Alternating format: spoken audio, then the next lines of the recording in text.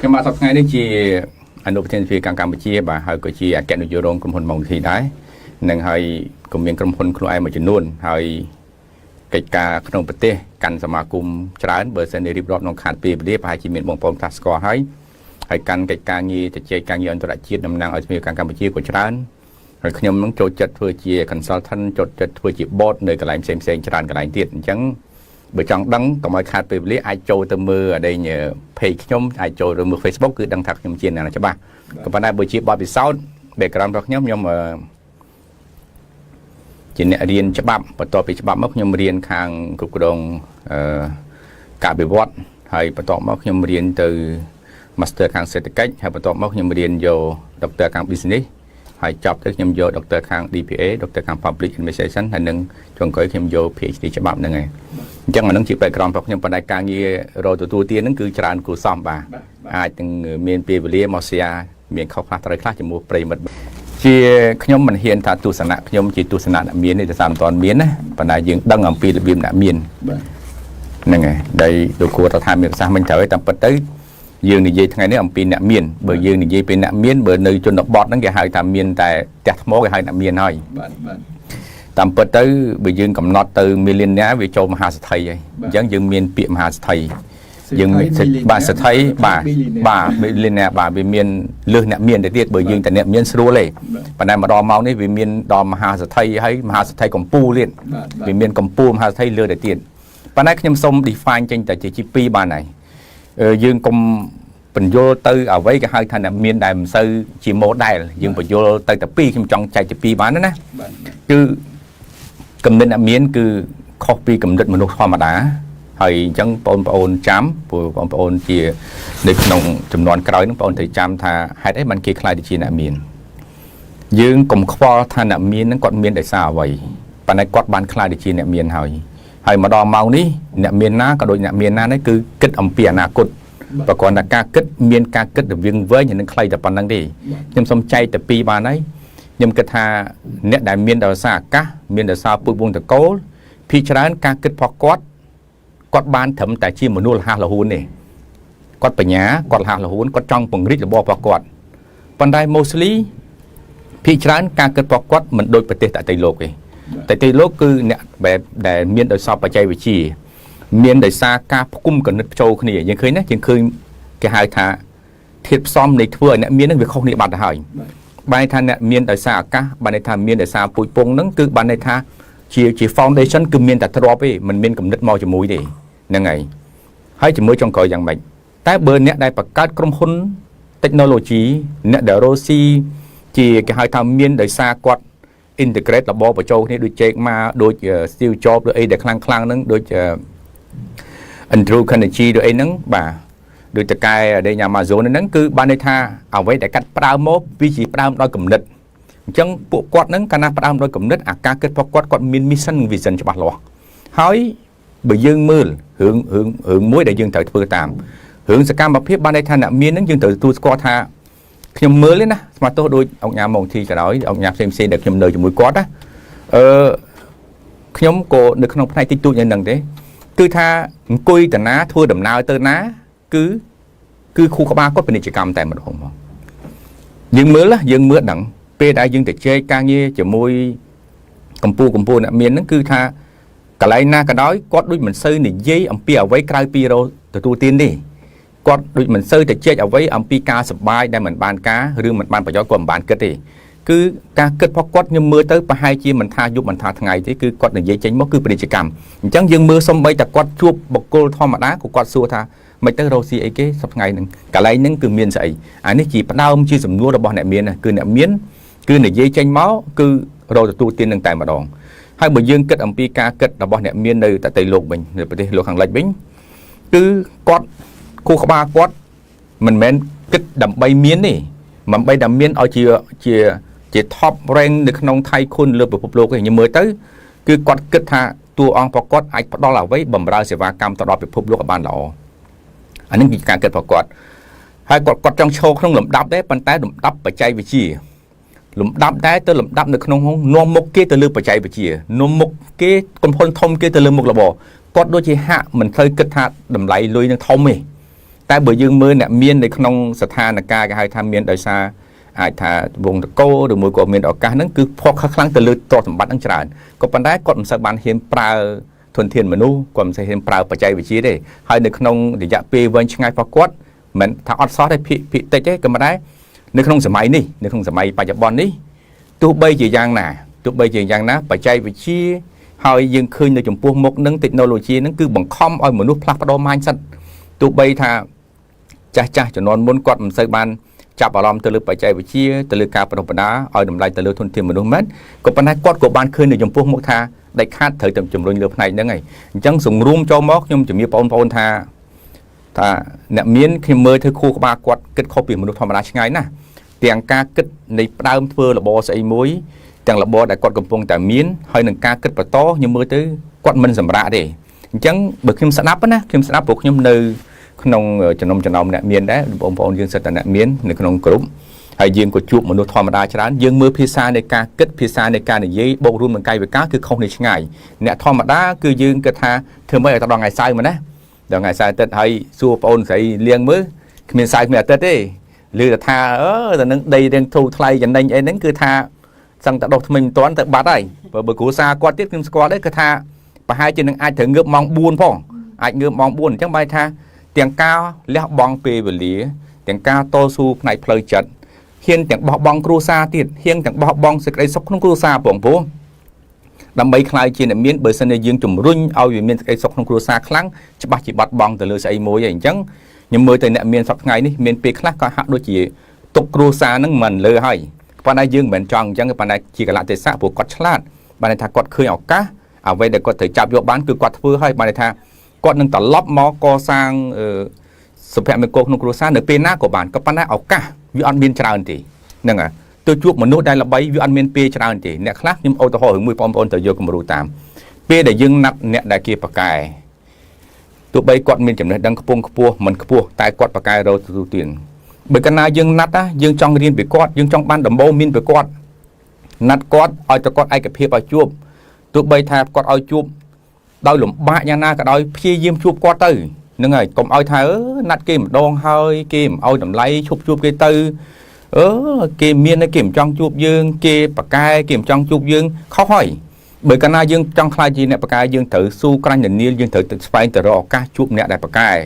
គាត់មានបទពិសោធន៍បទចេញការគាត់មិនបានរៀនខ្ពង់ខ្ពស់ប៉ុន្តែក្នុងកិច្ចការពាណិជ្ជកម្មគាត់មានបទពិសោធន៍ច្រើនថាអ្វីដែលគាត់មានបានមកវាជាការលះបង់ដោយរបៀបណាជាការគិតដោយរបៀបណាយើងអាចធ្វើជារ៉ូលម៉ូដែលរបស់យើងបានយ៉ាងហោចណាស់ក៏យើងបានរៀននៅចំណុចណាមួយដែលយើងស្គាល់គាត់ព្រោះខ្ញុំឃើញអ្នកណាត់ខ្ញុំស្មាតទោះណាខ្ញុំនិយាយទៅមិនសំដៅទៅលើប៉ះពាល់បុគ្គលណាទេខ្ញុំឃើញអ្នកណាត់ខ្ញុំជាងកាលតែពិតទៅខ្ញុំមិនមែនប្រកែពេកប៉ុន្តែខ្ញុំជឿថាមនុស្សភាគច្រើនជួបខ្ញុំនឹងអាច advice គាត់ទៅលើផ្នែកស្អីមួយបានប៉ុន្តែអ្នកខ្លះគាត់ណាត់ខ្ញុំគាត់ឆាប់បោះបង់គាត់តស៊ូឯងខុសពីខ្ញុំបើខ្ញុំដឹងថាមនុស្សនោះខ្ញុំចាំបាច់ត្រូវជួបខ្ញុំនឹងព្យាយាមទៅជួបមនុស្សនោះតតែបានអញ្ចឹងខ្ញុំចាំសម្ដីBill Gates ដែលគាត់ជួប Warren Buffett ដំបូងគាត់បដិសេធមែនណាយើងអានសភៅហ្នឹងគឺគាត់បដិសេធម្ដាយគាត់ថាកូនត្រូវទៅជួប Warren Buffett ពេលដែលកូនជួប Warren Buffett កូននឹងទទួលអ្វីថ្មីពី Warren Buffett ពេលហ្នឹងខ្ញុំដឹងថា Bill Gates នៅតែបដិសេធថារបរយើងមិនដូចគ្នាទេហើយយើងជាកិច្ចការងារដែលយើងរវល់រៀងៗខ្លួនហាក់ដូចជាមិនចាំបាច់ជួបគ្នាទេប៉ុន្តែម្ដាយថាកូនឯងជួបគាត់សិនពេលដែលជួបគាត់កូនឯងនឹងឃើញអ្វីដែលថ្មីហើយពេលដែលជួប Warren Buffett បាន Bill Gates ចេះញញឹមBill Gates ចេះអានសភៅ Bill Gates ចេះទទួលស្គាល់ហើយនឹងហ៊ានលះបង់នៅអ្វីដែលខ្លួនឯងបរាជ័យតែមុនហ្នឹងគឺ Bill Gates គាត់មានអស់នៅក្នុងខ្លួនអញ្ចឹង Warren Buffett ជាគ្រូផុស Bill Gates ហើយ Bill Gates យើងមិនមានសំណាងយកគាត់ធ្វើគ្រូទេបានតែមកអានសភៅគាត់ទេបើខ្ញុំវិញបានជួប Bill Gates តែ5នាទីមិនដឹងសប្បាយថាម៉េចបាទសូមប៉ុណ្្នឹងចុះហ្នឹងហើយបាទអរគុណបន្ថែមពីបងស្រីបន្តិចហ្នឹងណាគាត់លើកនឹងត្រូវតាមពិតទៅខ្ញុំក៏បាន classify អ្នកមានចេញពីចំនួនដែរការឪពុកម្ដាយយើងហើយដល់មួយក៏អាចថាអ្នកមានមុនយើងហ្នឹងគឺចាត់ទុកជាចំនួនទី1ដោយសារយើងពេលដែលយើងបាយប៉ុលពតបានតែប្រទេសយើងចាប់ផ្ដើមពី0មកហ្នឹងហើយទៅនេះដែលធ្វើឲ្យសេដ្ឋកិច្ចយើងយឺតហ្នឹងហើយអញ្ចឹងមកបច្ចុប្បន្ននេះមានការប្រទាំងប្រទិសរវាងអ្នកមាននៃចំនួនទី2និងចំនួនទី1ខ្ញុំឃើញថាខ្ញុំអាចថា hybrid បានន័យថាខ្ញុំវានៅក្នុងចំនួនអ្នកដែលរៀនសូត្រប៉ុន្តែនៅក្នុងចំនួន digital life ដែរ digitalization គឺថាខ្ញុំតន់បច្ចេកវិទ្យាហ្នឹងអញ្ចឹងសំបីតែរបបចុងក្រោយនេះខ្លួនខ្ញុំផ្ទាល់ក៏ខ្ញុំ focus ខ្លាំងទៅលើ digital បាទទៅលើជា system ទៅលើ platform ទៅលើ e-commerce ទៅលើអីហ្នឹងដែរអញ្ចឹងបើយើងមិនគិតឲ្យច្បាស់ថានៅក្នុង generation 1ហើយ move ទៅ generation 1យើងនឹងដាក់កំហុសទៅលើភាគីណាមួយបើយើងមើលចាស់ថាចំនួនឪពុកគាត់ខ្ញុំស្គាល់អង្គការតាំងឯប៉ោហ្នឹងគឺបាញ់ថ្នាំហ្នឹងនៅណាមស្គាល់ខ្ញុំជឿថាប្រហែលជា 80% ប្រើថ្នាំគាត់ខ្ញុំក៏បាញ់ឡានកន្លែងគាត់ដែរហ្នឹងហើយកាលហ្នឹងគាត់នៅក្មេងៗព្រោះខ្ញុំស្គាល់គាត់20ឆ្នាំជាងចាស់ចំនួនមុនពេលខ្លះគាត់ក៏យល់ទៅខុសទៅលើក្មេងៗដែរគាត់ថាក្មេងៗអ្នកឯងឃើញតែរៀនបាត់ហើយគ្មានធ្វើអីបានទេដល់ក្មេងៗហ្នឹងគាត់យល់ឃើញថាចាស់មិនដឹងជាមានតែសាយបានមានទ្របរាប់រយរាប់ពាន់លានខ្លះណាប៉ុន្តែមើលទៅដូចមិនជាអីហើយចង់បដូរអាម៉ាញ់សិតគាត់ទៅបដូរមិនបានទៀតគាត់នៅរក្សាវប្បធម៌របស់គាត់អញ្ចឹងវប្បធម៌ផ្លាស់ប្ដូរម៉ាញ់សិតមិនជាការស្រួលទេពិបាកបំផុតហើយខាស់ប្រូផ្នែកកំណត់អ្នកមានខ្មែរយើងអាចថានៅក្នុងតំបន់អាស៊ានខ្ញុំមិនហ៊ានថាខ្មែរចំទេអាចថាបើយើងមើលការរបត់នៃការគិតព្រោះខ្ញុំព្រៀងមកខ្ញុំមានទាំងការគិតមនុស្សនៅក្នុងអ្នកមានក្នុងស្រុកអ្នកមានតាមខេត្តអ្នកមាននៅក្នុងប្រទេសមានក្នុងតំបន់មាននៅក្នុងទ្វីបហើយមានឆ្លងទ្វីបទៀតអា culture ហ្នឹងគឺវាខុសគ្នាខុសហ្នឹងខ្ញុំជាអ្នកអានទៅមិនមែនជាអ្នកស្រាវជ្រាវតែជាអ្នកអានគឺវាខុសតាំងពីទម្លាប់ប្រពៃណីហើយនឹងសាសនាមកខុសហ្នឹងដែលធ្វើឲ្យ culture នីមួយៗចង់គឺត្រូវតែបដូរហើយនៅក្នុង genetic គេហៅជាឈាមវាជាធាតុផ្សំមួយទៀតដែលធ្វើឲ្យការគិតធ្វើឲ្យការធ្វើអីមួយហ្នឹងក៏ខុសគ្នាដែរអញ្ចឹងរឿងច្រើនណាស់ដែលធ្វើឲ្យមនុស្សពិបាកក្នុងការផ្លាស់ប្ដូរតែសង្ឃឹមថានៅពេលមួយពិភពលោកនឹងប្រទាញទៅរកភាពនៅក្នុងចំណុចរួមគ្នាមួយបានច្រើនបាទខ្ញុំនិយាយអំពីបន្ថែមពីបងប្អូនស្រីរឿងអ្នកមានស្រុកយើងគឺចាស់ជំនាន់មុនគឺគាត់មានក៏ប៉ុន្តែការមានរបស់គាត់អាចដោយសារឱកាសអាចមានដោយសារថាអាចមានចង្ការមានគ្នាគាត់មិនហ៊ានថាបពពួកទេក៏ប៉ុន្តែអាចមានឱកាសច្រើនជាងហើយនឹងអាចមានដោយគេហៅថាបញ្ញារបស់គាត់ក៏មានដែរក៏ប៉ុន្តែបិទអត់គាត់បានរៀនទេប៉ុន្តែគាត់មានបញ្ញាខ្ពស់ជាងមនុស្សធម្មតាគាត់ខ្លាចទៅជាមហាស្ត្រីខ្លាចជាអីហ្នឹងគឺត្រូវចាំថាដូចខ្ញុំបញ្យល់ពីខាងដើមគឺថាការគិតរបស់គាត់មិនមែនជាមនុស្សធម្មតាទេបើគាត់ធម្មតាអ្វីវាបានមកក៏វាធម្មតាដែរគឺការគិតរបស់គាត់បិទតែគាត់អត់បានរៀនខ្ពង់ខ្ពស់ក៏ប៉ុន្តែគាត់គិតហួសពីមនុស្សធម្មតាច្រើនណាស់ដូចខ្ញុំនិយាយចឹងថាបើគាត់គិតធម្មតាគាត់មិនអាចខ្លាចជាអ្នកមានទេបែរថាគាត់មានតែឡានល្អមួយផ្ទះវិឡាមួយគ្រប់គ្រាន់តែប៉ុន្តែគំនិតអ្នកមានមិនគ្រប់គ្រាន់ទេមិនចេះឆ្អែតទេអ្នកមានហិច្ចការខ្ពស់ជាងមនុស្សធម្មតាច្រើនដងមិនមែនមានម្ដងពីរដងមានច្រើនដងបើខ្ញុំមើលទៅបានន័យថាយើងគិតមើលថ្ងៃអាទិត្យគាត់ងើបទៅតាំងម៉ោង4ម៉ោង5ហើយស្មាតទោសអ្នកខ្លះសុកចិត្តតាមបងប្អូនស្រីដឹងណាមិនចេះផឹកស្រាសុកចិត្តបខំខ្លួនធ្វើជាអ្នកផឹកស្រាដើម្បីប្រយោជន៍ណាបានន័យថាការគិតរបស់គាត់ហើយបើយើងថាអានឹងផឹកស្រាខ្ញុំចូលចិត្តទេចូលចិត្តអ្នកផឹកស្រាមិនទៅក្បែរទេបាត់ឱកាសពេលខ្លះអញ្ចឹងអ្នកមានគេគិតច្រើនរឿងណាគេគិតធ្វើម៉េចឲ្យតែគេមានផលប្រយោជន៍អញ្ចឹងខ្ញុំមិនចង់និយាយពីរឿងស្អីដែលថាចំណុចអាក្រក់ផងអ្នកមានក៏ប៉ុន្តែខ្ញុំនិយាយចំណុចល្អរបស់គាត់សម័យនេះគឺសម័យប្អូនខ្ញុំបងគាត់ហ្នឹងហើយប៉ុន្តែនៅក្នុងសម័យនេះគេហៅសម័យ e-commerce ហ្នឹងហើយសម័យគេហៅពាក់ព័ន្ធនឹងបើគេហៅឧស្សាហកម្មគេហៅ 4.0 ឧស្សាហកម្មសម័យគេហៅ digital economic សម័យ e-government បានន័យស្អីក៏ដោយវាមាន D វាមាន E វាមាន G នៅក្នុងហ្នឹងហើយអញ្ចឹងបើយើងទៅបន្ទោសអ្នកមានចំនួនមុនថាគាត់មិន update ឲ្យតាន់គាត់មិន follow ស្អីហ្នឹងគឺបន្ទោសមិនបានទេដោយសារគាត់ចាស់អាយុរបស់គាត់ភាសាហើយគាត់មិនយល់អំពីអ្វីគេហៅថានៅក្នុងដំណាក់កាល 4G 5G ហើយនឹងឧស្សាហកម្ម 4.0 ផងទេដោយសារភាសាហើយនឹងគាត់អាយុរបស់គាត់ផងអញ្ចឹងណាវាអត់មានអ្នកណាទៅជាកំហុសទេប៉ុន្តែនៅក្នុង second generation យើងឃើញ mindset ពួកយើងចំនួននេះយើងឃើញមកនេះតែមិនមែនយើងមកអូទេយើងចង់ចែករំលែកគឺវប្បធម៌ចែករំលែកចាប់ផ្ដើមមានពីចំនួនទី2នឹងឯងអញ្ចឹងខ្ញុំឃើញតែពួកខ្ញុំនៅចំនួនទី2នេះអ្វីសបាខ្ញុំអាចមានបងយើងខ្ញុំបន្តិចអាចបងខ្ញុំបន្តិចគឺយើងចាប់ផ្ដើម integrate បញ្ចូលគ្នាដោយសារសម័យ digital នេះដែលខាតយើងអាចនៅ isolate បានទេហើយជាពិសេសប្រទេសកម្ពុជារបស់យើងម៉ោងនេះដាច់ខាតត្រូវតែប្រគំបញ្ចូលគ្នាបាទនៅក្នុងពិភពលោកគ្មានរបរណាមួយយើងដឹងហើយ IPO ចូលទៅលក់ stock ចូលទៅលក់share អត់អាចនៅ isolate ទេរបបរបស់យើងកាលណានៅមិនឯងម៉ោងនេះរបបស្អីក៏ដោយខ្ញុំអាចហ៊ាននិយាយបានថាលើកលែងតែហាងអ៊ុតសក់ហើយអញ្ចឹងតាមពិតមែនទែនហាងអ៊ុតសក់ក៏មិនត្រូវនៅតែម្នាក់ឯងតាមពិតហាងអ៊ុតសក់ គាត់គួរតែមើលបញ្ចូលជាមួយនឹងអ្នកណាដូចថាបើគាត់បកកាយខាងសក់ហ្នឹងគាត់ត្រូវ profession ទៅលើតែសក់បានហើយអញ្ចឹងបើគាត់មានអ្នកណាធ្វើកញ្ចក់ហ្នឹង profession ទៅលើកញ្ចក់គាត់ត្រូវតែពីរហ្នឹងបូកបញ្ចូលគ្នាបានខ្លាំងព្រោះម្នាក់ឯងហ្នឹងมันអាចឲ្យទៅខ្លាំងគ្រប់មុខបានទេអញ្ចឹងម៉ោងនេះគឺម៉ោងត្រូវបូកបញ្ចូលគ្នាហើយសហការគ្នាផលប្រយោជន៍ទោះបីរបបដូចគ្នាក៏ដោយជាបទពិសោធន៍របស់ខ្ញុំហើយជោគជ័យច្រើននៅក្នុងម៉ោង COVID នេះមិនថាបកកែពេកទេក៏ប៉ុន្តែពួកយើងមិននៅស្ងៀមទេយើងប្រជុំតាម webinar យើងប្រជុំតាមនេះតាមនោះហើយយើងបញ្ចូល digital បញ្ចូលយើងបញ្ចូល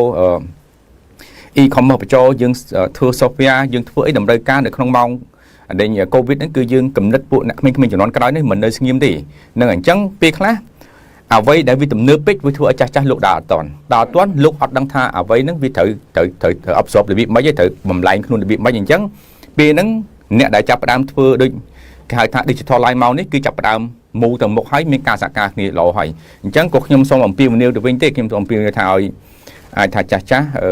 ព្រោះខ្ញុំឃើញគ្រួសារខ្លះគាត់បើកទលាយហើយគ្រួសារខ្លះគាត់មិនទាន់បើកទេគ្រួសារមួយចំនួនអាចថាមួយចំនួនធំគាត់បើកទលាយមិនព្រោះមូលហេតុអីបាននេះគាត់បញ្ជូនកូនគាត់រៀនក្រៅប្រទេសគាត់អត់ខាត់កូនគាត់នៅក្នុងការរៀនទេឥឡូវអ្នកដែលបញ្ហានេះខ្ញុំ concern វិញគឺគ្រួសារមធ្យមហើយនឹងក្រខ្លះគាត់នៅតែមិនចង់ឲ្យកូនទៅរៀនប៉ុន្តែបើយើងមើលគ្រួសារអ្នកធំអ្នកមានភាគច្រើនគឺជំរុញកូននៅទៅរៀនច្រើនជាងមុនបានន័យថាគាត់ទទួលស្គាល់ថាចំណេះដឹងហើយសម័យ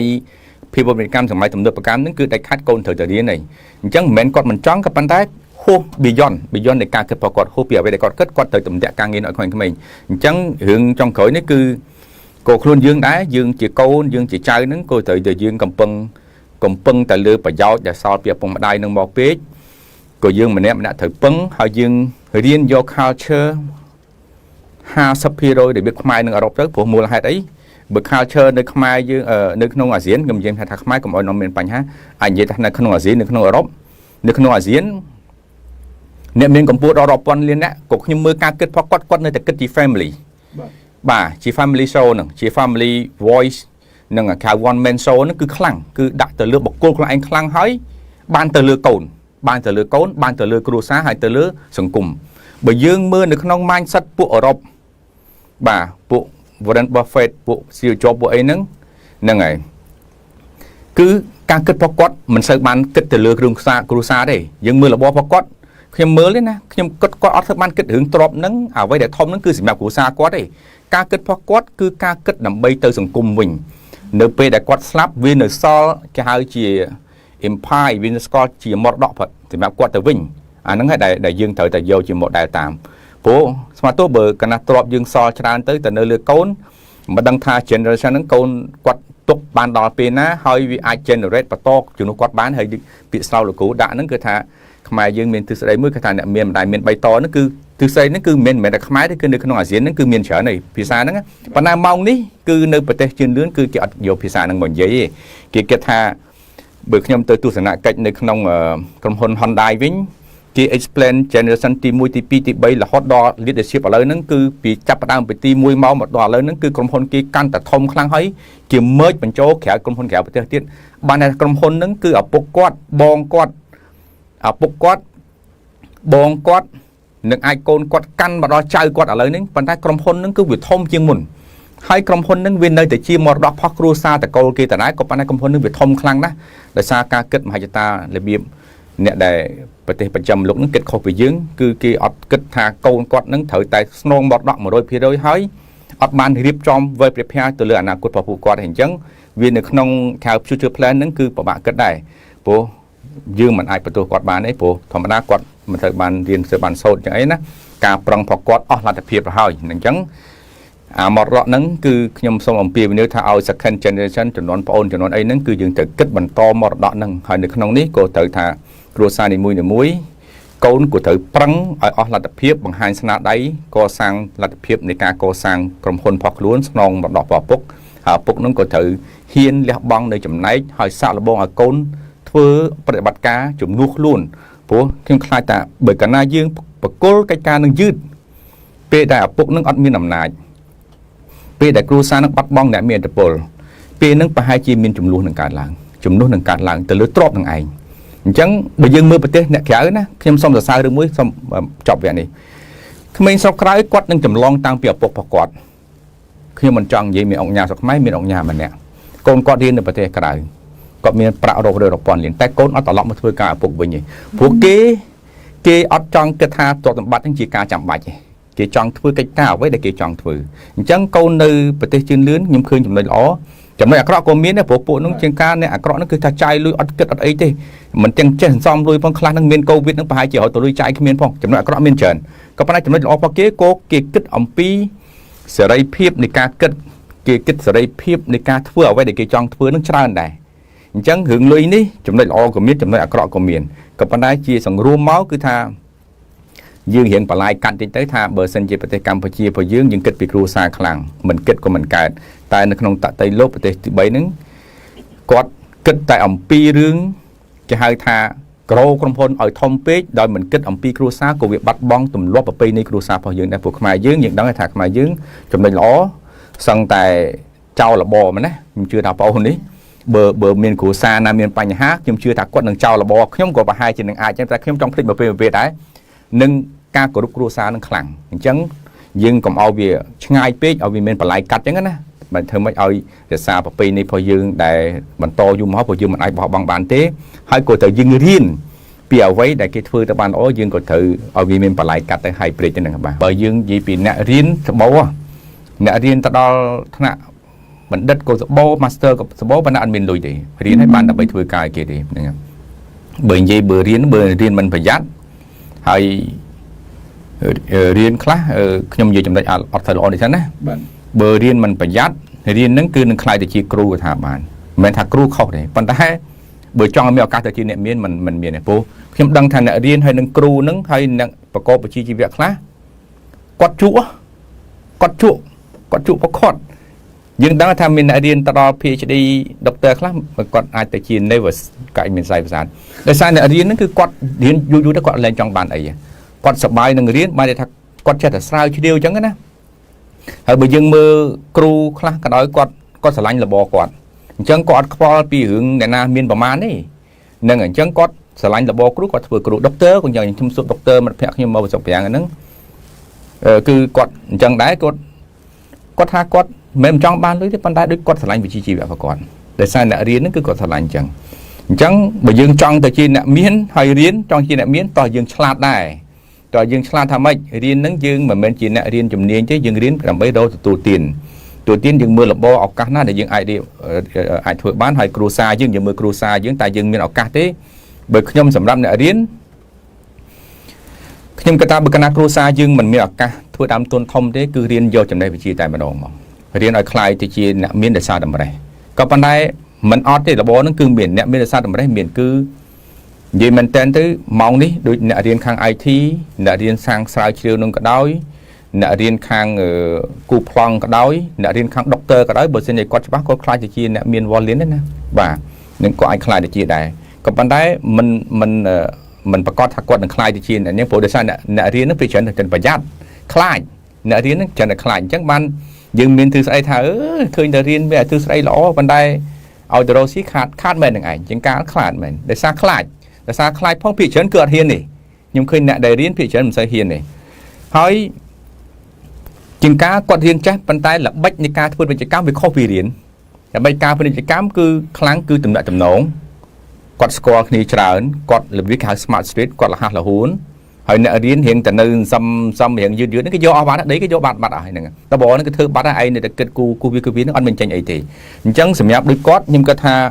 សង្គមខ្មែរនៅត្រូវការខ្លាំងសង្គមកម្ពុជាបច្ចុប្បន្នគឺអ្នកដែលឆ្លាតដូចគាត់ហ្នឹងគឺថាមានឱកាសហើយមានឱកាសខ្លាំងមែនទែនហើយសង្គមខ្មែរខ្ញុំគិតថាយើងចាប់ផ្ដើមបដិធនធានមនុស្សពីឥឡូវទៅហើយយើងរៀនតាមប្រទេសជឿនលឿនហើយរៀនគេហៅថា upgrade system រៀប upgrade ធ្វើផ្នែកដែលប្រព័ន្ធអប់រំនោះឲ្យបានទំនើបកម្មថែមទៀតទៅអញ្ចឹងខ្ញុំគិតថាពេលណាមួយយើងនឹងផ្លាស់ប្ដូរផ្នត់កំណត់នឹងដែរក៏ប៉ុន្តែសប្តាហ៍ថ្ងៃនេះខ្ញុំជឿថាអ្នកដែលនៅស្រុកខ្មែរគឺដូចគាត់នឹងគឺកំពុងត្រូវប៉ាន់ហើយអានឹងមិនមែនសាយពោះមុខទេព្រោះសប្តាហ៍ថ្ងៃហ្នឹងគឺអ្នកដែលបកកែដូចគាត់នឹងលះលហួនព្រោះខ្ញុំឃើញសកម្មភាពរបស់គាត់មិនមែនត្រឹមគាត់បកកែទៅទទួលទានគាត់ធ្វើអីជាមួយគ្រួសារគាត់នេះទេខ្ញុំឃើញគាត់ network គាត់ខ្លាំងណាប្រជាប្រិយភាពគាត់ធ្វើអីហ្នឹងបានល្អជាងមនុស្សធម្មតាផងទេខ្ញុំមើលទៅណាបើតែគាត់មានប៉ុណ្ណឹង ก็ปันได้ខ្ញុំ មើលសកម្មភាពតាមពួកខ្ញុំចូលចិត្តតាមសកម្មភាពផងមនុស្សខ្ញុំឃើញកិច្ចការជាច្រើនដែលគាត់ធ្វើជាមួយសង្គមជាមួយអ្នកធំរហូតដល់ជាមួយមិត្តភ័ក្តិជាមួយអ្នកតូចតាចទៀតគាត់ធ្វើបានល្អជាងអ្នកដែលទំនេរផងអ្នកដែលទំនេរមិនសូវមានកិច្ចការងារធ្វើគ្រាន់តែធ្វើការងារធម្មតាហ្នឹងប្រហែលជាធ្វើកិច្ចការងារសង្គមការទៅស្វាគមន៍មិត្តភ័ក្តិហ្នឹងបានតិចជាងគាត់ផងអានេះដែលខែឆ្លោះបញ្ចាំងឲ្យឃើញថាមនុស្សអ្នកមានគឺអញ្ចឹងទោះបីគេមិនត្រឹមធ្វើគេធ្វើបានលុយច្រើនគេធ្វើអីបានច្រើនក៏ប៉ុន្តែការងារសង្គមគេធ្វើបានច្រើនមកដល់សម័យនេះក៏យើងឃើញផ្ទាល់ភ្នែកថាមិនដឹងថាមានអ្នកខ្លះស្អប់អ្នកមាននឹងស្អប់អីបើអ្នកមានរហងៃនឹងគាត់ចូលសង្គមច្រើនណាគាត់ចូលសង្គមច្រើនណាបាទគាត់ផ្ដល់ហេរ៉ាញ់វត្ថុផ្ដល់ហេរ៉ាញ់ប្រទានលះបង់ស្អីជួយសង្គមយើងច្រើនណាស់នៅក្នុងការកែតម្រង់ចុងក្រោយប៉ុស្តិ៍រដ្ឋាភិបាលយើងឃើញសម្ដេចលោកប្រកាសហេពេទ្យកាឡាម៉ែតលោកប្រកាសភ្លឹមបានតែប្រហែលថ្ងៃទៅបានធ្វើពេទ្យនឹងមួយផ្លែតអញ្ចឹងការចូលរួមពីវិស័យជនពីអ្នកមានស្រុកខ្មែរហ្នឹងក៏មានការរីកចម្រើនច្រើនដែរអញ្ចឹងខ្ញុំគិតថាឲ្យគិតវិជ្ជមានយើងនាំគ្នាគិតវិជ្ជមានចំពោះមនុស្សទូទៅអញ្ចឹងឲ្យរៀននៅចំណុចល្អកុំយកចំណុចមិនល្អហ្នឹងយើងមករិះគន់គ្នាកុំឲ្យបំបាក់ទឹកចិត្តអញ្ចឹងដូចខ្ញុំថាខ្ញុំមិនមែនជាអ្នករៀនប្រកាយទេខ្ញុំក៏គ្មានទៅរៀនបានខ្ពស់បានគ្រាន់តែវារៀនច្រើនអីច្រើនចូលសង្គមច្រើនចេះច្រើនអញ្ចឹងកុំមកបន្តបង្អាប់ខ្ញុំឲ្យខ្ញុំរៀនហ្នឹងរឿងគិតរឿងខ្ញុំខុសខ្លះអភ័យទៅហើយអាចកែតម្រូវមកកុំបន្តបង្អាប់ខ្ញុំអមថាចាស់អ្នកមានខ្មែរដែលគាត់ធ្វើអីហ្នឹងមានខុសមានត្រូវហ្នឹងកុំរុញគាត់ឲ្យថយក្រោយវិញគឺយើងត្រូវរុញលើកគាត់ដើម្បីរុញឲ្យគាត់ចូលរួមក្នុងសង្គមឲ្យបានច្រើនវិញកុំបំបាក់ទឹកចិត្តគាត់ព្រោះធម្មតាទាំងគេទាំងយើងមិនថាមិនចេះស៊ីជួទេប៉ុន្តែបើកាលណាយើងចេះតែរុញស្អីក៏ដោយយើងមើលអំពើល្អមិនឃើញយើងមើលតែអំពើអវិជ្ជមាននឹងច្រើនគេថាធ្វើល្អ9ខូច1ទៅជាខូចចោល9ទៀតហ្នឹងយើងមិនកើតទេអាហ្នឹងគឺថាបើគាត់ខូច1ហ្នឹងវាខូចប៉ុណ្ណាបើគាត់ធ្វើបាន9ហើយ9ហ្នឹងគាត់ធ្វើបានប៉ុណ្ណា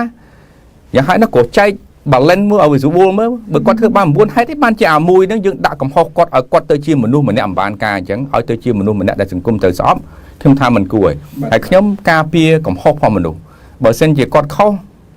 យើងមើលយើងអាចអភ័យទោសឲ្យគាត់ទេយើងអាចកែគាត់បានទេយើងអាចបំភ្លេចវាបានទេព្រោះអំពើល្អរបស់គាត់មានច្រើនហើយអញ្ចឹងខ្ញុំចង់ឲ្យប្រជាពលរដ្ឋយើងរៀនបដូរ mindset រៀនធ្វើល្អហើយរៀនអភ័យទោសហើយរៀនលើកទឹកចិត្តអ្នកដែលបានធ្វើទៅធម្មតាអ្នកបានធ្វើច្បាស់ជាខុសហើយអ្នកមិនបានធ្វើទេដែលមិនខុសណាអាហ្នឹងគឺចុងក្រោយរបស់ខ្ញុំសូមច្បីចូលចំណុចមួយដែលគាត់និយាយអំពីរឿងគ្រួសារបន្តិចណាបាទខ្ញុំទទួលស្គាល់ថាខ្ញុំក៏មានខ្វះខាតចំណុចនេះខ្ញុំជាមនុស្សអត់ទៅចូលចិត្តអញញ៉ាបាទខ្ញុំជាមនុស្សចូលចិត្តឯករាជ្យបាទចូលចិត្តធ្វើកិច្ចការងារសង្គមចូលចិត្តធ្វើកិច្ចការងារធំបើយើងមើលទៅជាមេគ្រួសារមិនសូវត្រូវប៉ុន្តែនៅតែធ្វើមិនចង់កើតខ្ញុំបើយើងមើលគ្រួសារខ្លះគាត់ដូចចុងអាទិត្យហ្នឹងគាត់សប្បាយយើងមើលគ្រួសារគាត់មានពេលសប្បាយជាមួយគ្រួសារច្រើនជាងខ្ញុំណាខ្ញុំដឹងថាគ្រួសារខ្ញុំមិនសូវចូលចិត្តខ្ញុំទេដោយសារខ្ញុំហ្នឹងគឺទទួលស្គាល់ខ្លួនឯងហ៊ានសារភាពថាមិនសូវចូលចិត្តរឿងកញ្ញខ្ញុំហ្នឹងចូលចិត្តតែបើថាតនេទេខ្ញុំចូលចិត្តចូលរួមសង្គមផ្សេងចូលចិត្តធ្វើកិច្ចការធំកិច្ចការងារទូចហ្នឹងខ្ញុំមិនចេះទេខ្ញុំសម្បីតែស្រោសមីហ្នឹងខ្ញុំមិនចង់ស្រោសផងខ្ញុំទូចហ្នឹងខ្ញុំអត់ត្រូវចេះប៉ុន្តែមានគ្រួសារខ្លះគេធ្វើបានខ្ញុំសរសើរគេណាប៉ុន្តែកិច្ចការងារខ្លះយើងធ្វើកើតគេក៏ធ្វើមិនកើតដែរខ្ញុំឲ្យការគិតអំពីហៅថាព្រោះយើងកុំនិយាយអាក្រក់ផុសប្រចាំប្រទេសយើងនិយាយពីចំណុចល្អទៅវិញទៅហ្នឹងព្រោះយើងមកនេះយើងចង់រៀនពីចំណុចល្អយើង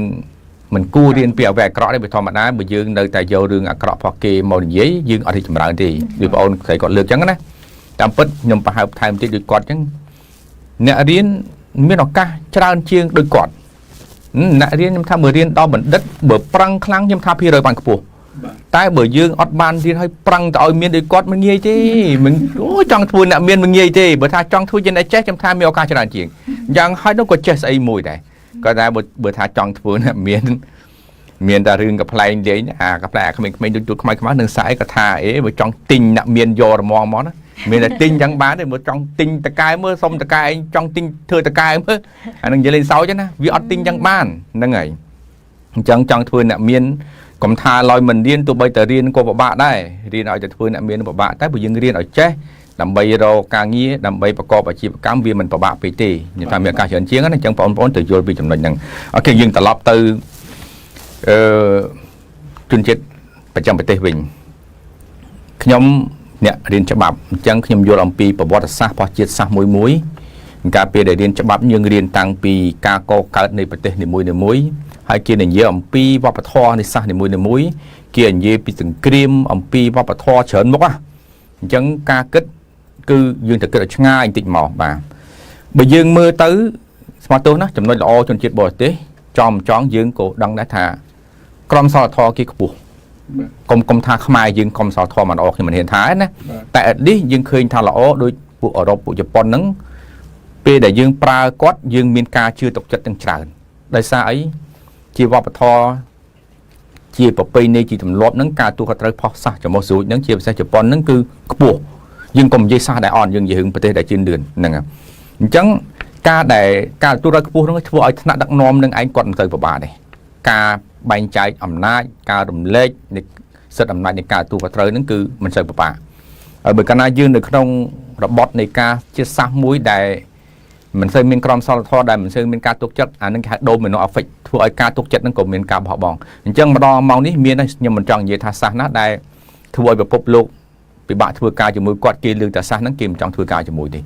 តែយើងកុំនិយាយហ្នឹងអញ្ចឹងបើយើងមើលទៅដំណាក់កាលទី2អានឹងគេហៅជាផ្នត់គំនិតនៃជាសាសនីមួយណាកំណត់ទី2ចូលទៅដល់គេហៅថាវិស័យអប់រំបើយើងមើលនៅក្នុងវិស័យអប់រំក៏ដូចគ្នាដែរគឺនៅក្នុងបណ្ដាប្រទេសជឿនលឿននឹងប្រហែលជាគេគិតអំពីការទទួលខុសត្រូវនៃក្រមសីលធម៌នឹងខ្ពស់ខ្លាំងជាងប្រទេសធម្មតាដែរកំពុងតែអភិវឌ្ឍឬមួយក៏ប្រទេសដែលមានចំណេះដឹងទូទាបអញ្ចឹងយើងឃើញណារបត់គឺមានអញ្ចឹងគេហៅទី1គឺការទទួលខុសត្រូវនៃបោះសាសមួយទី2តាមរយៈនៃសាលាអប់រំទី3គឺបច្ចេកវិទ្យាបាទបច្ចេកវិទ្យាជំរុញឲ្យមនុស្សត្រូវតែធ្វើកិច្ចការអីដែលទៀងត្រង់បច្ចេកវិទ្យាត្រូវតែបង្ខំឲ្យមនុស្សហ៊ានធ្វើកិច្ចការងារណាដែលគេហៅថាសកម្មដោយបច្ចេកវិទ្យានឹងអញ្ចឹងជំរឿយើងនិយាយថាតើនៅស្រុកគេយ៉ាងម៉េចអញ្ចឹងនៅប្រទេសរបស់យើងច្បាប់ខ្មែរយើងមិនមែនថាប្រទេសកម្ពុជារដ្ឋយើងមិនមានសមត្ថភាពទេការកសាងធនធានមនុស្សបើយើងមើលរៀនពីក្មេងទៅដល់ Bachelor ទៅដល់ Master រហូតដល់ PhD 30ឆ្នាំជាងអញ្ចឹងយើងទឹមតែចប់សង្គ្រាមជាង20ឆ្នាំ30ឆ្នាំនេះការកសាងធនធានមនុស្សមិនទាន់គ្រប់គ្រាន់ទេហើយវានៅតិចចំនួនក៏នៅតិចច្បាប់ក៏នៅខ្វះអញ្ចឹងវាអត់អាចបន្ទោសបានតែខ្ញុំមើលចុងក្រោយនេះគឺរដ្ឋាភិបាលប្រឹងខ្លាំងគឺចំណាយទុនចំណាយស្អីទៅនិយាយតែមែនទែនប្រឹងអស់លទ្ធភាពខ្ញុំមើលទៅប្រឹងហួសពីការគិតរបស់យើងផងចុងក្រោយនេះណានឹងលោកប្រឹងខ្លាំងម្នាក់ប្រឹងខ្លាំងហ្នឹងសម្ដេចនឹងក៏ប្រឹងគេលក់បំលហើយទេមួយថ្ងៃខ្ញុំមើលទៅគាត់លោកឲ្យតែឃើញអវិជ្ជមានអីហ្នឹងលោកមក reform ឲ្យតែឃើញស្អីណាឃើញលោកឃើញហ្នឹងគឺមើលប្រសាសន៍របស់គាត់ឲ្យតែឃើញថាស្អីខុសបន្តិចហ្នឹងគឺលោកមានបដកម្មភ្លាមមិនចង់ឲ្យមានខុសទេចង់និយាយចឹងបានថាលោកប្រឹងខ្លាំងព្យាយាមខ្លាំងណាស់ចុងក្រោយនេះអញ្ចឹងយើងត្រូវទទួលស្គាល់ថ្នាក់ដឹកនាំយើងដែរយើងមើលទៅលើច្បាប់ស្រុកគេកាលណាយើងធ្វើស្អីមួយច្បាប់រដ្ឋហ្នឹងអ្នកកំណត់ប៉ុន្តែសួរថារដ្ឋយើងកំណត់មិនបានទេព្រោះក្រុមហ៊ុនខ្មែរមិនទាន់មានលទ្ធភាពទៅ comply ទៅធ្វើអីពាក់ព័ន្ធនឹង comply ហ្នឹងឲ្យច្បាប់ដូចស្រុកគេបានទេយើងនៅខ្វះច្បាប់ហើយក្រុមហ៊ុនម្នាក់នៅមានកម្រិតអញ្ចឹងយើងបើយើងនិយាយខ្ញុំជាអ្នកច្បាប់ដែរបើយើងនិយាយថាច្បាប់ស្រុកយើងខ្វះអញ្ចេះស្រុកដូចយើងនេះបើដាក់ច្បាប់ចូលកាន់ខ្លាំងគឺបញ្ហាដោយសារយើងមិនអាចធ្វើបានយើងសំណងមួយចុះ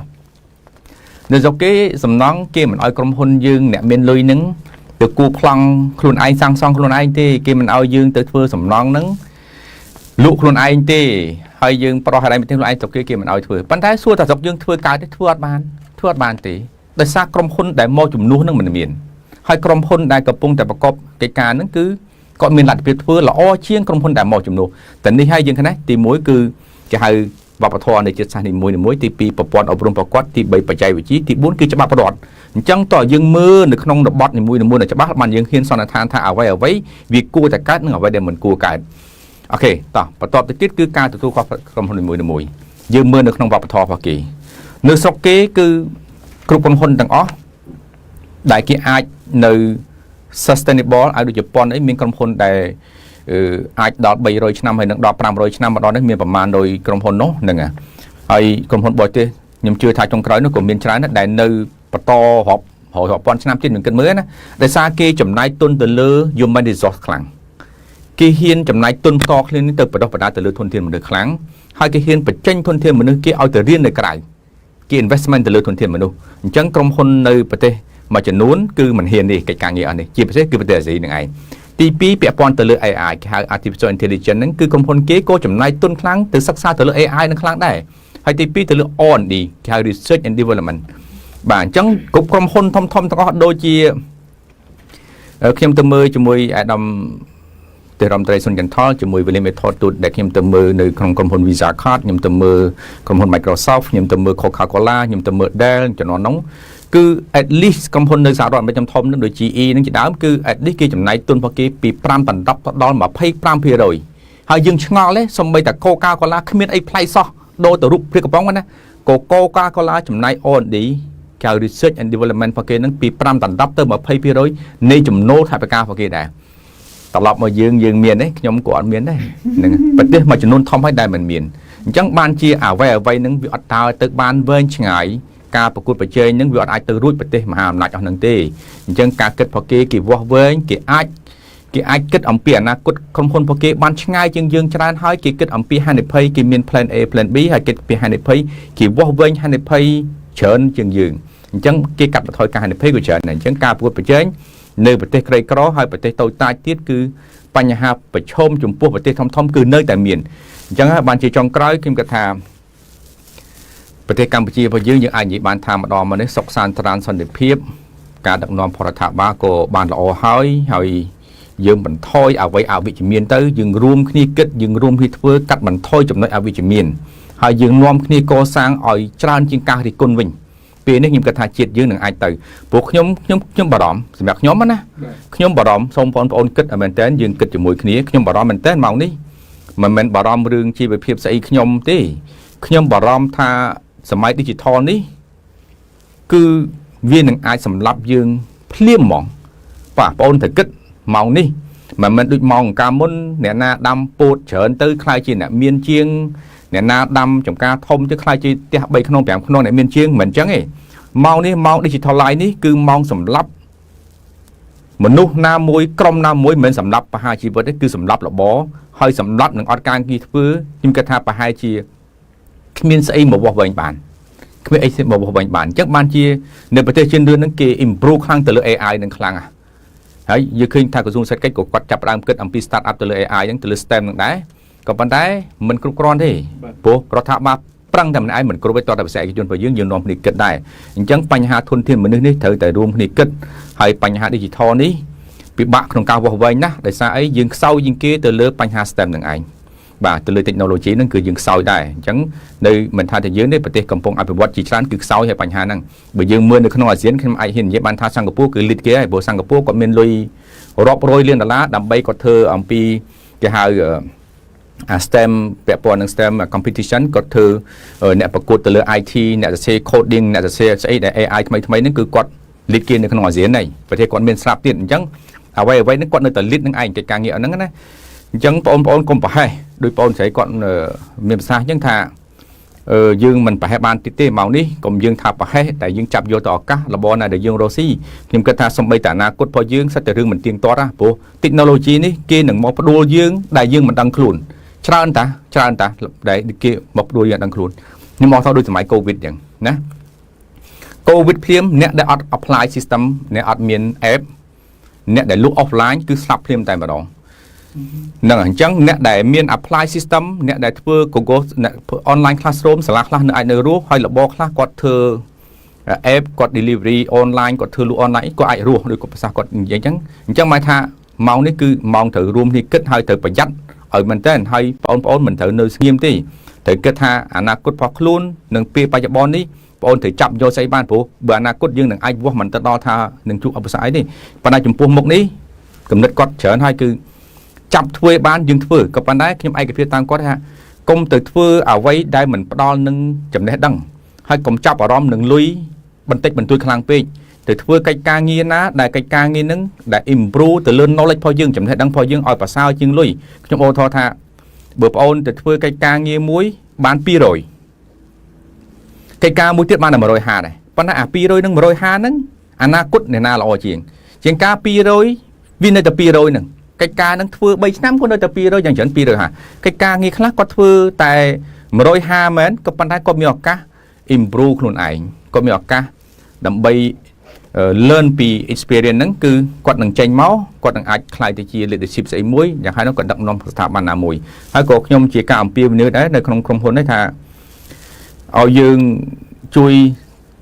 ប្រជាជនយើងឲ្យបើកគំនិតទស្សនៈទលាយបន្តិចឲ្យក្មេងៗតែគាត់ធ្វើការ part time job ឲ្យគាត់ធ្វើការ volunteer ហ្នឹងចូលរួមជាមួយយើងបានច្រើនបន្តិចអានេះជាការអំពាវនាវរបស់ខ្ញុំណាខ្ញុំក៏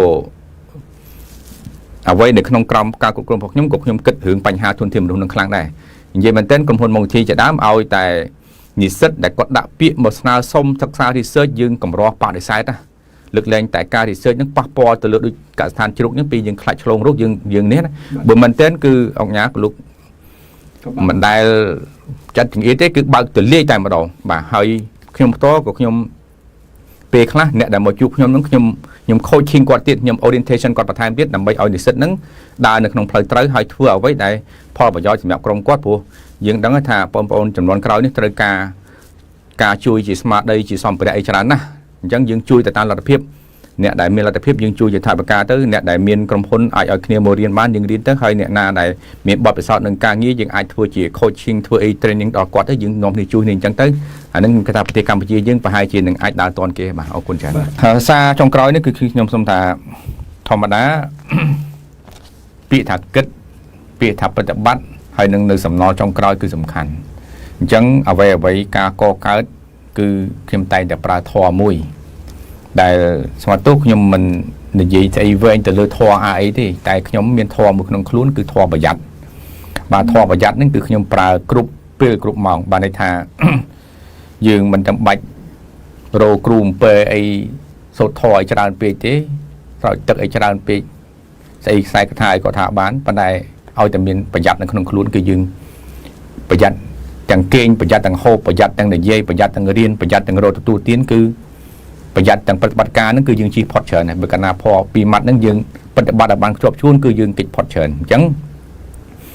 ខ្ញុំមិនហ៊ានថាជា role model ប៉ុន្តែសម្រាប់ខ្ញុំគឺខ្ញុំប្រយ័ត្នគ្រប់ពេលហ្នឹងអញ្ចឹងបានន័យថារាល់កាត់ផុសគិតខ្ញុំគឺខ្ញុំគិតប្រយ័ត្នបាទអ្វីដែលនៅក្នុងចុងក្រោយហ្នឹងគឺយើងគិតមនុស្សម្នាក់ត្រូវមានការគិតដោយប្រុងប្រយ័ត្នហើយពេលដែលយើងប្រតិបត្តិការគួរដោយប្រុងប្រយ័ត្នហ្នឹងត្រូវតែប្រយ័ត្នហើយគិតឲ្យបានច្បាស់លាស់មែនតើហ្នឹងហើយហើយជាចុងក្រោយមួយទៀតគឺបញ្ហាតែម៉េចគឺការបន្សល់ទុកនឹងសម្រាប់ព្រោះយើងវេទិកាថ្ងៃនេះគឺជាហៅវេទិកាអ្នកមាននឹងការគិតរបស់អ្នកមានពួកខ្ញុំបានពង្រៀងនៅក្នុងខ្លុសចុងក្រោយមួយគឺអំពីជីវិតចុងក្រោយរបស់អ្នកមាននឹងឯងអញ្ចឹងយើងដឹងហើយថាបន្សល់ទុកអ្វីពីដែលជីវិតចុងក្រោយរបស់បុគ្គលណាម្នាក់អ្នកណាក៏ដឹងអ្នកណាក៏ឮតែយើងមិនត្រូវបានធ្វើគឺការបន្សល់ទុកនៅកិត្តិយសដែលល្អហ្នឹងហើយតើយើងជាអ្នកមានព្រោះអានឹងខ្ញុំនិយាយពីអ្នកមានតែប៉ុន្តែអ្នកអត់មានក៏យើងអាចបន្សល់ទុកអ្វីមួយដែរហ្នឹងហើយយ៉ាងហោចដល់បើយើងមិនបានបន្សល់ទុកសម្រាប់ពិភពលោកក៏យើងបន្សល់ទុកនៅក្នុងគ្រួសារយើងដែរកុំបន្សល់ទុករឿងអាស្រូវរឿងអាក្រក់កុំទី2គេហៅបន្សល់ទុកអានឹងហៅកិត្តិយសទី2គឺបន្សល់ទុកស្នាដៃបាទស្នាដៃជាងកាលមនុស្សខ្លះគាត់ធ្វើខុសមែនប៉ុន្តែគាត់មានស្នាដៃរបស់គាត់បិទចុងក្រោយការគិតរបស់គាត់កិត្តិយសគាត់មិនសូវបានល្អប៉ុន្តែគាត់មានស្នាដៃរបស់គាត់គឺខុសគ្នាអ្នកដែលមិនសល់ទុកកិត្តិយសជាងការគាត់បានធ្វើកិច្ចការល្អសម្រាប់សង្គមតែមិនបានធ្វើស្នាដៃមែនតែគាត់បានបន្សល់ទុកជា role model ជាស្អីមួយយើងដឹងថាអ្នកដែលល្បីដោយសារសេសភៅគាត់សរស្នាដៃសេសភៅក៏ប៉ុន្តែជាងការគាត់និពន្ធអ្នកនិពន្ធគាត់នៅសរស្នាដៃនិពន្ធប៉ុន្តែរឿងខ្លះៗអត់មានស្នាដៃទេប៉ុន្តែគាត់ជាគំរូមនុស្សម្នាក់គំរូនឹងបានន័យថាឲ្យគេធ្វើតាមគាត់បានហ្នឹងគំរូល្អទី3គឺបន្សល់ទុកនៅគេហៅផលប្រយោជន៍សម្រាប់សង្គមនឹងឯងអញ្ចឹងបាន Andrew Carnegie គាត់មានប្រសាសន៍ថាបើអ្នកឯងស្លាប់ហើយអ្នកឯងសល់លុយច្រើនបំផុតជាអ្នកមានបំផុតលើពលលោកអ្នកឯងជាមនុស្សដែលគំរូបំផុតហ្នឹងគឺគាត់សំដៅទៅលើហ្នឹងបានន័យថាគាត់មិនឲ្យលុយហ្នឹងទៅជាលុយរបស់គាត់ទេលុយហ្នឹងគឺជាលុយរបស់សង្គមហ្នឹងរឿងចុងក្រោយគឺអញ្ចឹងបានន័យថាខ្ញុំគិតថាមនុស្សយើងនៅក្នុងដំណាក់កាលចុងក្រោយគឺគ្មានអ្វីបន្សល់ទុកមកដកសម្រាប់សង្គមទេព្រោះលុយយើងចាយលេងបានហើយអាចមានទ្រព្យមួយចំនួនសម្រាប់កូនយើងព្រោះធម្មតាកូនយើងមិនដូចយើងទេអ្វីដែលទទួលផលវាជាកូនរបស់យើងមិនមែនជារបស់របស់យើងទេអញ្ចឹងអ្នកមាននៅក្នុងតតិលោកហ្នឹងគឺនៅក្នុងបច្ចេកទេសហ្នឹងគឺគាត់គិតអំពីខ្លួនគាត់តែច្រឡំកន្លែងហ្នឹង នឹងបែបអាចខុសថាបានប៉ុន្តែខ្ញុំសូមនិយាយអញ្ចឹង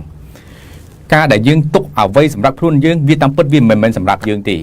អ្វីដែលយើងទុកប្រាក់រាប់ billion US ដុល្លារឬមួយក៏ស្អីហ្នឹងតាមពិតអានឹងមិនមែនរបស់ផងយើងគឺជារបស់អ្នកដទៃ